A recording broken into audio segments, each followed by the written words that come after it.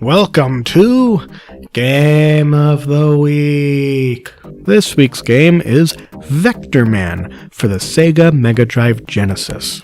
Play this game.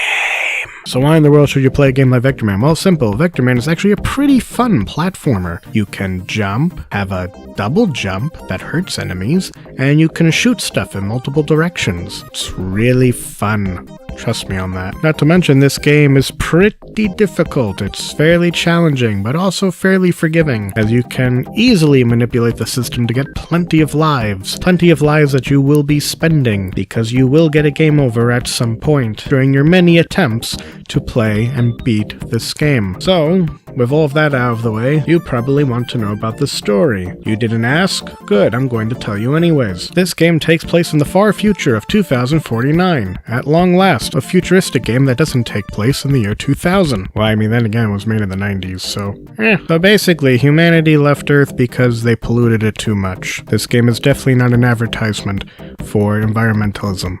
Definitely not. So, essentially, all these robots, I mean Orbots, have to clean up all of the toxic waste and sludge off of Earth to make it clean so humanity can live on it again. And there is one machine that looks over all of the other machines, and his name is Raster. Hey, it's like Master, only with an R. But suddenly, one day, a horrible mistake happens. Raster's head is replaced by a nuclear warhead, and then he becomes Warhead! Very creative story.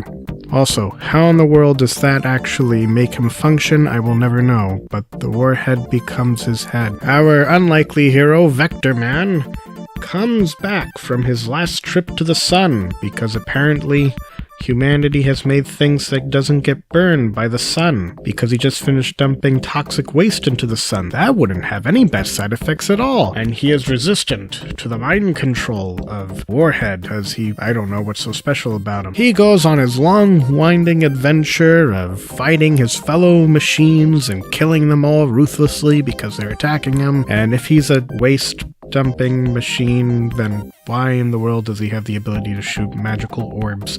I will never know. Don't question it. It's just a fun game. I mean, heck, you even have an underwater ice level. What game has an underwater ice level? I'll tell you. Vectorman does. No other game in the world has an underwater ice level. Only Vectorman. Remember, Vectorman is great because of underwater ice levels. I love underwater ice levels. They're horrible. After going through a long journey of constantly encountering Warhead and trampling over him every time he encounters you, and defeating other machines that bother you to no end, and then eventually you make it all the way to the final level where you're in the sky, floating upward because there's a tornado, which happens to be Warhead. Are you lost yet? Good. So am I. Then you basically defeat Warhead and he doesn't blow up, even though I would expect him to blow up, and everything is saved. Vectorman's a pretty strange game, don't get me wrong. The story doesn't make any sense, but I gotta tell you, this hard difficulty, fun gameplay is well worth your time trying it out. So seriously, play the game. It's a lot of fun. You won't regret it. Just remember, though, it takes multiple tries to beat it. That was it for this week's game. So remember to tune in next week